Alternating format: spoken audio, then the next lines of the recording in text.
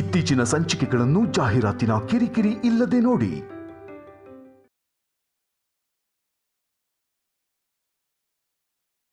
ಶೌರ್ಯ ಪೂರ್ತಿಯಾಗಿ ಬದಲಾಗಿದ್ದಾನೆ. ಕಲ್ಯಾಣಿನ ಪ್ರೀತಿಯಿಂದ ನೋಡ್ಕೋತಿದ್ದಾನೆ. ಅವರಿಬ್ಬರ ಪ್ರೀತಿಗೆ ಗುರ್ತಾಗಿ ಹೆಣ್ಣೋ ಗಂಡೋ ಮಗು ಆದ್ರೆ ಅವ್ರ ಮಧ್ಯೆ ಇನ್ಯಾವತ್ತೂ ಮನಸ್ತಾಪ ಬರಲ್ಲ ರೀ. ನಾನಿರೋವರೆಗೂ ಅದನ್ನ ನಡೆಯೋದಕ್ಕೆ ಬಿಡಲ್ಲ. ಕಲ್ಯಾಣಿ, ಮಗುಗ್ ಹಾಲು ಕುಡಿಸ್ತೀಯಾ? ಇಲ್ಲ ಅಜ್ಜಿ, ನಿದ್ರೆ ಮಾಡ್ತಿದ್ದಾನೆ, ಹೇಳ್ತಿದ್ದ ಹಾಗೆ ಕೊಡ್ತೀನಿ. ಕಲ್ಯಾಣಿ, ನಿನ್ನ ಕಣ್ಣಲ್ಲಿ ಇಂಥ ಸಂತೋಷ ನೋಡಿ ತುಂಬಾ ದಿನ ಆಗಿತ್ತು.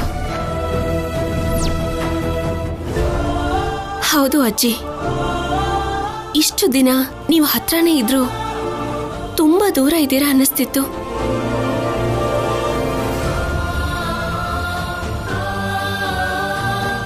ನೋವನ್ನಾಗ್ಲಿ ಸಂತೋಷನಾಗ್ಲಿ ಹಂಚ್ಕೋಬೇಕಂದ್ರೆ ಆಫೀಸರ್ ಗೋಡೆಯಿಂದ ಹಾಕಿದ್ದ ಗೆರೆ ಅಡ್ಡ ಇತ್ತು.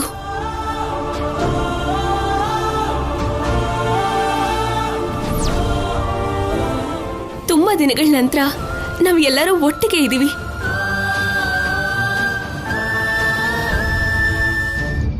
ಆನಂದ ಪಟ್ಟಿದ್ ಸಾಕು, ಕನಸ್ಕೊಂಡಿದ್ದು ಸಾಕು. ಹೇಗೋ ಅಡ್ಡ ಗೋಡೆ ಇಲ್ಲ, ನಿಮ್ ಮೊಮ್ಮಗಳು ಕಷ್ಟಗಳು ದೂರ ಆಯ್ತು ಅಂತ ಆನಂದ ಪಡ್ಬೇಡಿ.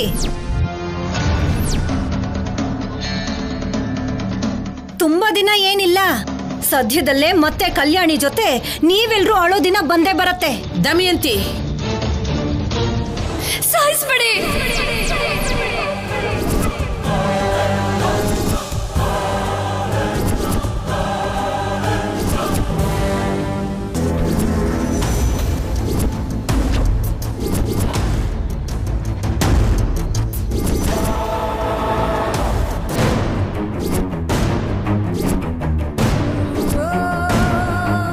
ನನ್ನಂತವಳು ಬದುಕೋದಕ್ಕೆ ಅರ್ಹತೆ ಇರಲ್ಲ, ನಿಜನೇ.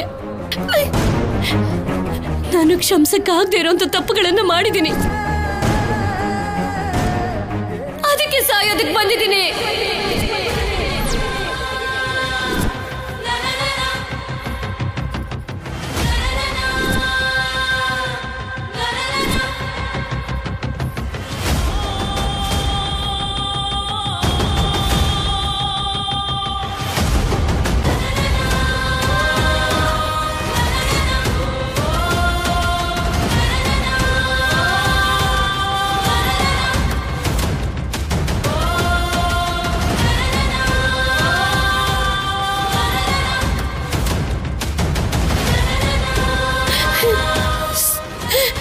ಸಿದ್ದು ಮೇಲಿರೋ ಹುಚ್ಚು ಪ್ರೀತಿ ನಂಬಿಕೆ ಇಷ್ಟು ತಪ್ಪು ಮಾಡಿಸ್ತು.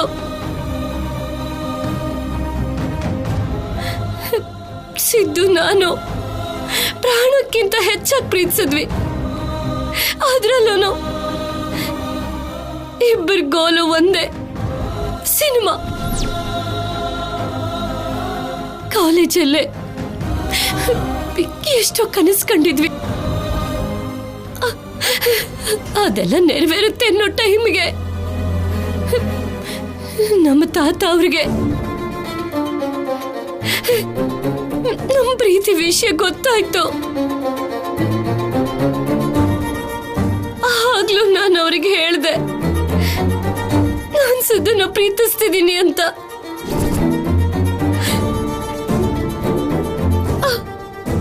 ಆದ್ರೆ ಕೇಳಲಿಲ್ಲ. ಬಲವಂತವಾಗಿ ನಿಮ್ ಜೊತೆ ಮದ್ವೆ ಮಾಡಿಸಿದ್ರು. ಮದ್ವೆಗ್ ಮುಂಚೆ, ಮದ್ವೆ ಆದ್ಮೇಲೆ ಕೂಡ ನಿಮ್ಗೆ ವಿಷಯ ಹೇಳೋಣ ಅಂತ ಟ್ರೈ ಮಾಡ್ದೆ, ಆದ್ರೆ ಹೇಳೋದಕ್ಕಾಗ್ಲಿಲ್ಲ. ಅದಕ್ಕೆ ಕಾರಣ ನೀವು ನನಗ್ ತೋರಿಸ್ತಾ ಇದ್ದಿದ್ ಪ್ರೀತಿ.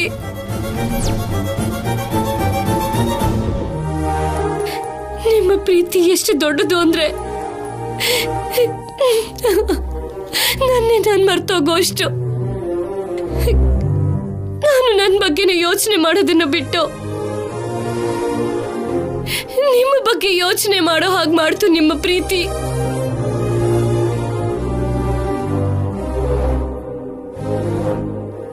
ಆಗ್ಲೇ ನಿಮ್ ಪ್ರೀತಿ ನೋಡಿ ನನ್ನ ನಾನೇ ಮರ್ತು ಹೋದಾಗ ನಮ್ಮ ಮಗು ನನ್ನ ಹೊಟ್ಟೆಲಿ ಬೆಳೆಯೋದಕ್ಕೆ ಶುರು ಆಗಿತ್ತು.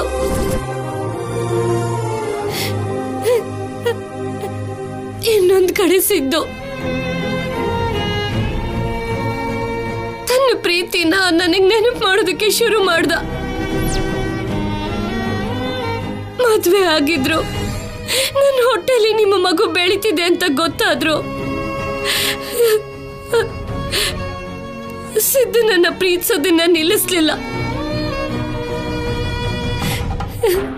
ಸಿದ್ದುನ ನೋಡಿದ ಪ್ರತಿ ಕ್ಷಣ ನನ್ನ ಪ್ರೀತಿ ನೆನಪಿಗೆ ಬರ್ತಿತ್ತು. ಸಿದ್ದುಗ್ ಮೋಸ ಮಾಡ್ದೆ ಅನ್ನೋ ಗಿಲ್ಟ್ ಫೀಲಿಂಗ್ ನನ್ನನ್ನು ಕಾಡ್ತಿತ್ತು. ನಾನು ಪೂರ್ತಿಯಾಗಿ ಕನ್ಫ್ಯೂಷನ್ ಅಲ್ಲಿ ಇದ್ಬಿಟ್ಟೆ. ಅದೇ ಟೈಮಲ್ಲಿ ದಮಯಂತಿ ಅತ್ತೆಗೆ ಅನುಮಾನ ಬರೋದಕ್ಕೆ ಸ್ಟಾರ್ಟ್ ಆಯ್ತು. ಆಗ್ಲೇ ಕಲ್ಯಾಣಿನ ಅನುಪಮಮ್ಮ ಮನೆಗೆ ಕರ್ಕೊಂಡ್ ಬಂದ್ರು. ಕಲ್ಯಾಣಿ ನಮ್ಮ ಮನೆಗೆ ಬಂದಾಗಿಂದ ನನ್ನ ಜೀವನ ಬದಲಾಗೋಯ್ತು. ಕಲ್ಯಾಣಿ ಚೇಷ್ಟೆ ನೋಡ್ತಿದ್ರೆ ಕಾಲೇಜ್ ಡೇಸ್ ಅಲ್ಲಿ ನಾನು ಹೇಗಿದ್ನೋ ಅದೇ ನೆನಪಿಗೆ ಬರ್ತಿತ್ತು. ಒಂದ್ ಕಡೆ ಅತ್ತೆ ಅನುಮಾನ, ಮತ್ತೊಂದ್ ಕಡೆ ಮನೆ ರೂಲ್ಸ್, ಇನ್ನೊಂದ್ ಕಡೆ ಸಿದ್ದು ಪ್ರೀತಿ. ನನಗೇನು ಅರ್ಥ ಆಗ್ಲಿಲ್ಲ.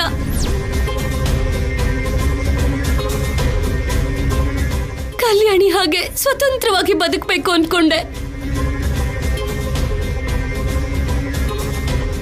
ಕಲ್ಯಾಣಿಗೆ ನನ್ ಮೇಲೆ ಹೇಗೆ ಅನುಮಾನ ಬಂತೋ ಗೊತ್ತಿಲ್ಲ. ನನ್ನ ಮನಸ್ಸು ಹೇಗೆ ಅರ್ಥ ಆಯ್ತೋ ಅದು ಗೊತ್ತಿಲ್ಲ. ನಾನು ಮನಸ್ಫೂರ್ತಿಯಾಗಿ ನಿಮ್ ಜೊತೆ ಇಲ್ಲ ಅಂತ. ನೀನ್ ಯಾರನ್ನಾದ್ರೂ ಪ್ರೀತಿಸಿದ್ರೆ ಹೇಳು, ನಾನು ಒಂದು ಮಾಡ್ತೀನಿ ಅಂತ ಹೇಳ್ತಿದ್ರೆ, ಪ್ರೀತಿ ಬಗ್ಗೆ ಕಲ್ಯಾಣಿ ದೊಡ್ಡದಾಗಿ ಹೇಳ್ತಿದ್ರೆ, ನನಗೆ ನನ್ನ ಹಳೆ ಪ್ರೀತಿ ನೆನಪಿಗೆ ಬರೋದು. ಆ ಪ್ರೀತಿ ಬೇಕು ಅನ್ಸೋದಕ್ಕೆ ಶುರು ಆಯ್ತು.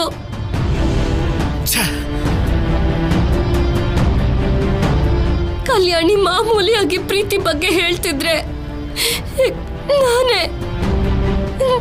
ನಾನೇ ತಪ್ಪಾಗಿ ಅರ್ಥ ಮಾಡ್ಕೊಂಡು ಅದನ್ನ ನನ್ನ ಪ್ರೀತಿ ಜೊತೆ ಹೋಲಿಸ್ಕೊಂಡೆ.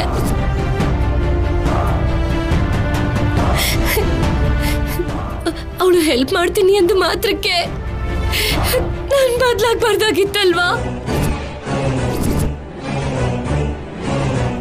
ಆದ್ರೆ ಬಲಹೀನವಾದ ಕ್ಷಣದಲ್ಲಿ ಬದಲಾಗೋದೆ.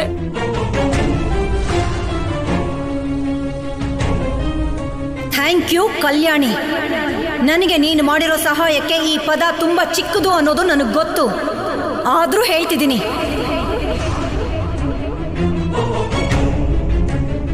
ನೀನು ಸಿದ್ದು ಜೊತೆ ಲೈಫ್ನ ಎಂಜಾಯ್ ಮಾಡು ಅಂತ ಹೇಳಿ ನನ್ನನ್ನು ಒಪ್ಪಿಸ್ಲಿಲ್ಲ ಅಂದಿದ್ರೆ ನಾನು ಜೀವನ ಪೂರ್ತಿ ಇದೇ ಮನೇಲಿ ಇರ್ಬೇಕಾಗಿ ಬರ್ತಿತ್ತು.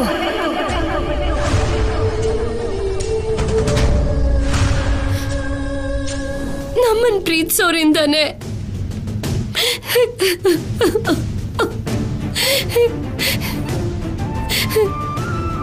ನಮ್ ಲೈಫ್ ಸಂತೋಷವಾಗಿರುತ್ತೆ ಅಂತ ಕಲ್ಯಾಣಿ ಹೇಳ್ತಿದ್ರೆ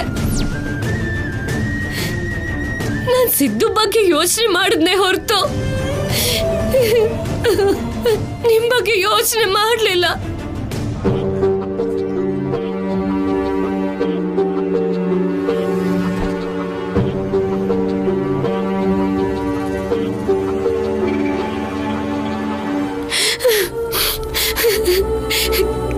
ಕಲ್ಯಾಣಿದೋ ಸಿದ್ದುದೋ ತಪ್ಪಲ್ಲ, ನಂದೇ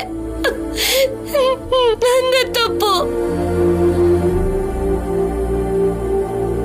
ಹೆತ್ತ ಮಗುನ ಎದೆ ಕೂಡ ಅಪ್ಕೊಳ್ಳಿಲ್ಲ ನಾನು. ಎದೆ ಹಾಲು ಕುಡಿಸ್ಲಿಲ್ಲ. ಒಂದೇ ಮಾತಲ್ಲಿ ಹೇಳ್ಬೇಕು ಅಂದ್ರೆ ನನ್ನಿಂದ ಹೆಣ್ಣು ಜಾತಿಗೆ ಅವಮಾನ.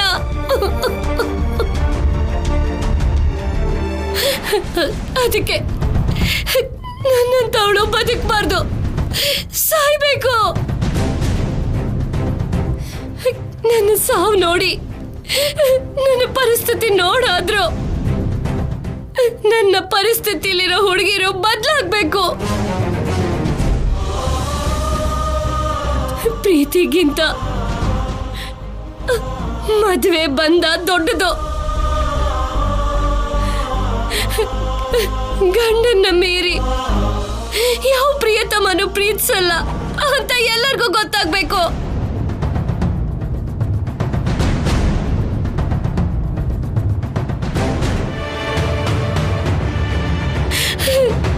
ನನ್ನ ಸಾಯಿಸ್ಬಿಡು ಶೌರ್ಯ. ಸಂಪದ, ಸಂಪದ ಬೇಡ. ಸಂಪದ, ನನ್ನ ಸಾಯಿಸು. ಸಂಪದ.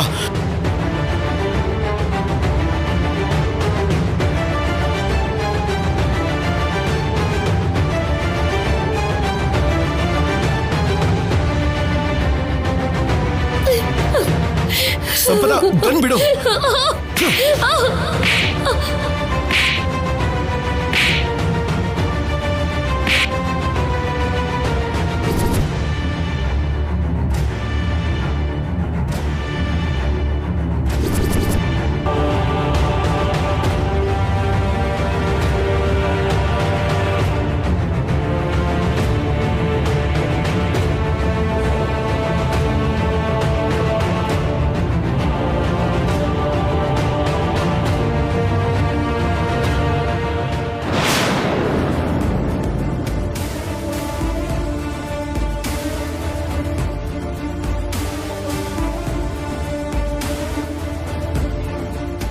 ನಮ್ಮಮ್ಮಂಗೆ ಹೊಡಿತ್ಯಾ?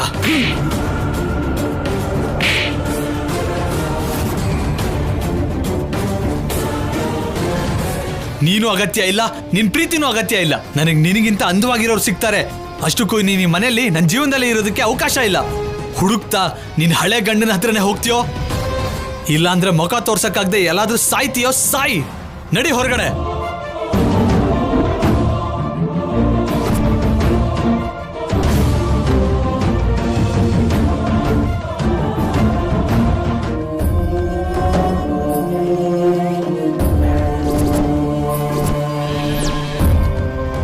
ಸಾವು ಒಂದೇ ಸಮಸ್ಯೆಗೆ ಪರಿಹಾರನ? ಮತ್ತೀಗ ನಾನು ಏನ್ ಮಾಡ್ಲಿ? ಪ್ರಾಣಕ್ಕಿಂತ ಹೆಚ್ಚಾಗಿ ಪ್ರೀತಿಸೋ ಗಂಡ ಈಗ ನನ್ ಪಾಲ್ಗಿಲ್ಲ. ನಾನ್ ಪ್ರಾಣ ಅನ್ಕೊಂಡು ಹೋಗಿದ್ ಸಿದ್ದು ನನ್ನ ಮನೆಯಿಂದ ಹೊರಗಡೆ ಹಾಕ್ದ. ಎಲ್ಲಾದ್ರೂ ಬೆಚ್ಚಾಯಿ ಅಂದ.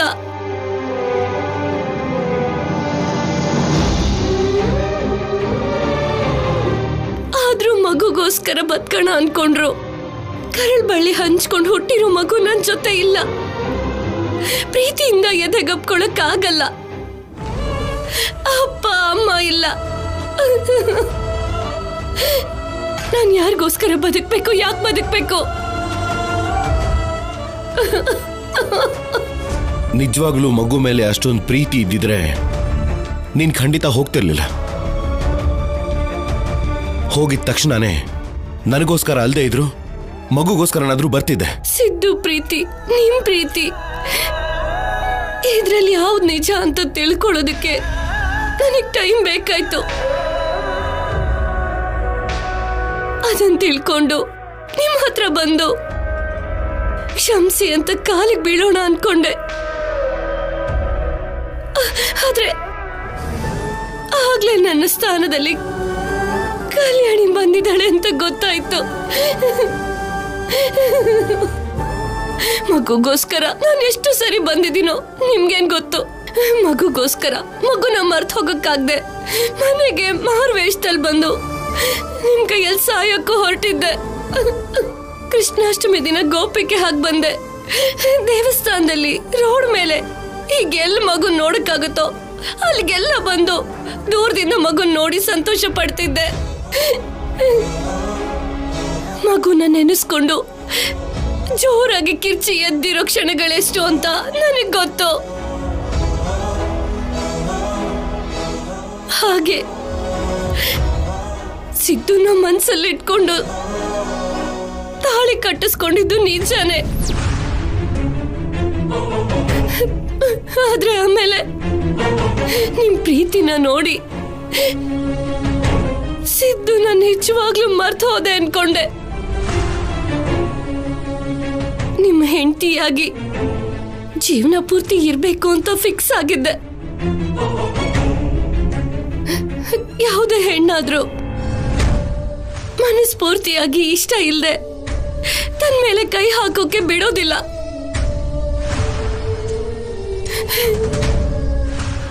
ಮನಸ್ಸು ತುಂಬಾ ಪ್ರೀತಿ ಇದ್ರೇನೆ ತನ್ನನ್ನ ತಾನು ಮರ್ತು ಹೋಗ್ತಾಳೆ, ಮಗುಗೆ ತಾಯಿ ಆಗ್ತಾಳೆ. ಈಗ ಈ ವಿಷಯ ನನಗೆ ತಡವಾಗಿ ಅರ್ಥ ಆಯ್ತು.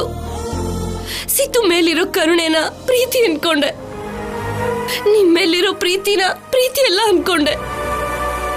ಕೊನೆಗೆ ಹೀಗೆ ಒಬ್ಬೊಂಟಿಯಾಗಿ ಉಳಿದು ಹೋದೆ. ನಿಮಗ್ ದೂರವಾಗಿ ಸಾವಿಗೆ ಹತ್ತಿರವಾಗಿ ಬಂದಿದ್ದೀನಿ. ಈ ಜನ್ಮಕ್ಕೆ ನಿಮ್ಮ ಜೊತೆ ನಿಮ್ಮ ಪಕ್ಕ ಇರೋ ಅದೃಷ್ಟ, ನನ್ನ ಮಗುನ ಮುದ್ದಾಡೋ ಭಾಗ್ಯ ನನಗಿಲ್ಲ. ಅದಕ್ಕೆ ಸಾಯೋಣ ಅಂತ ನಿರ್ಧಾರ ಮಾಡ್ಕೊಂಡೆ. ಪ್ಲೀಸ್ ನಿಮ್ಮ ಕೈಯಾರೆ ನನ್ನ ಸಾಯಿಸ್ಬಿಡಿ. ಆವಾಗಾದ್ರೂ ನಾನು ಮಾಡಿರೋ ಪಾಪಗಳಿಗೆ ಪ್ರಾಯಶ್ಚಿತ್ತ ಸಿಗುತ್ತೇನೋ. ಇನ್ನೇನು ಯೋಚನೆ ಮಾಡಬೇಡಿ, ನನ್ನ ಸಾಯಿಸ್ಬೇಡಿ, ನನ್ನ ಸಾಯಿಸ್ಬೇಡಿ. ನನ್ನ ಬದುಕಲ್ಲಿ ಪ್ರತಿಕ್ಷಣ ನನ್ನ ಅನ್ಭವಿಸಕ್ಕಾಗಲ್ಲ. ಸಾಯಿಸ್ಬೇಡಿ, ನನ್ನ ಸಾಯಿಸ್ಬೇಡಿ.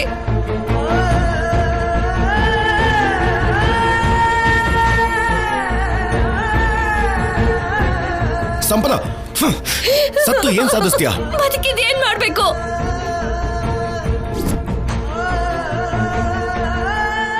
ಯಾರಿಗೋಸ್ಕರ ಬದುಕ್ಬೇಕು?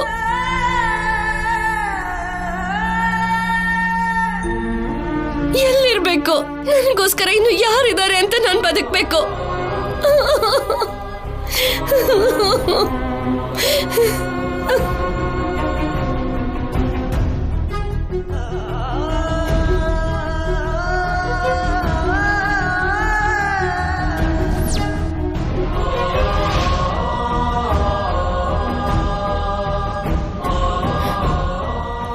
ಅವಳು ಹೆಲ್ಪ್ ಮಾಡ್ತೀನಿ ಎಂದು ಮಾತ್ರಕ್ಕೆ ನಾನು ಬದಲಾಗಬಾರ್ದಲ್ವಾ?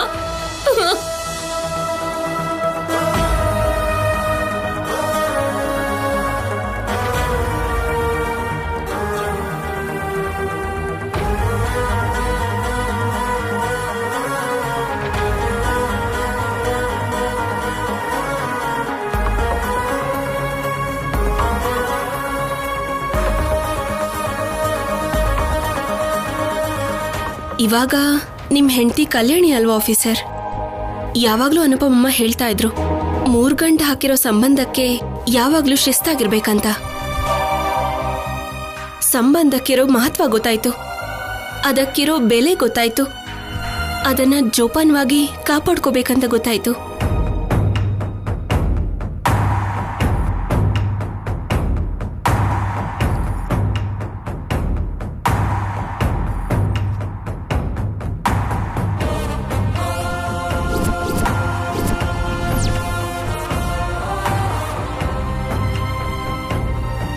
ನಿಮ್ ಪ್ರೀತಿನ ನೋಡಿ ಸಿದ್ದು ನಾನು ನಿಜವಾಗ್ಲೂ ಮರ್ತು ಹೋದೆ ಅನ್ಕೊಂಡೆ.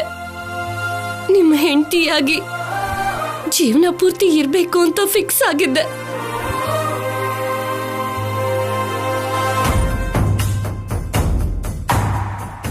ಬಾ, ಮನೆಗೆ ಹೋಗೋಣ, ಮನೆಗೆ ಹೋಗೋಣ, ಮನೆಗೆ ಹೋಗೋಣ.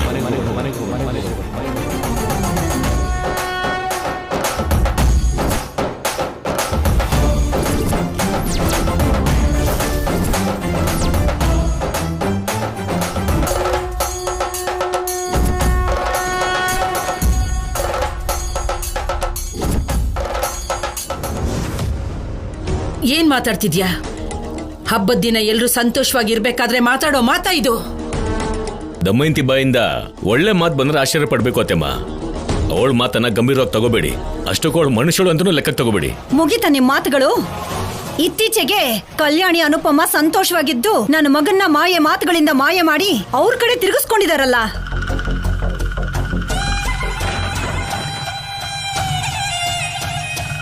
ಅದಕ್ಕೆ ನಾ 3 ಸ್ವಾಮೀಜಿಗಳ ಹತ್ರ ಹೋಗಿ 2 ಜಾತಕಗಳನ್ನು ತೋರಿಸಿದೀನಿ. ಆದಷ್ಟು ಬೇಗ ಯಾರು ಊಹೆ ಮಾಡದೇ ಇರೋ ಥರ ನಿಮ್ಮ ಮೊಮ್ಮಗಳ ಜೀವನ ಬದಲಾಗತ್ತಂತೆ.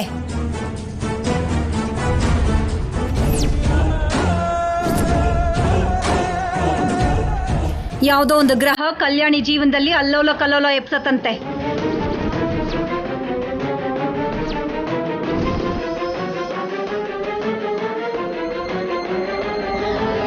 ಅದಕ್ಕೆ ನನ್ನ ಮಗ ಗೋಡೆ ಹೊಡಿತಾ ಇದ್ರು ಕೂಡ ನಾನ್ ತಡಿಲಿಲ್ಲ. ನನಗೆ ಗೊತ್ತಿರೋ ಹಾಗ ಆ ಗ್ರಹ ನೀನೇ ಆಗಿರ್ತೀಯ. ಶೌರ್ಯ ಕಲ್ಯಾಣಿ ಮಧ್ಯೆ ಜಗಳ ಮಾಡಿಸ್ಬೇಕು ಅಂತ ನೋಡಿದ್ರೆ ಈ ಸಲ ಮಗಳು ಅಂತ ಕೂಡ ನೋಡಲ್ಲ.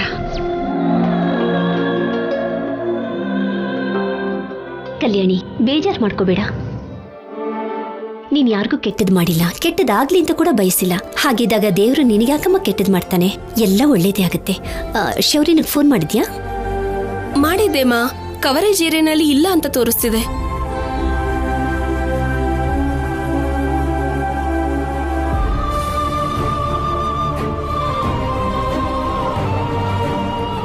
ಯಾರ ಮನೆಗೆ? ನನ್ನ ಮನೆಗೆ.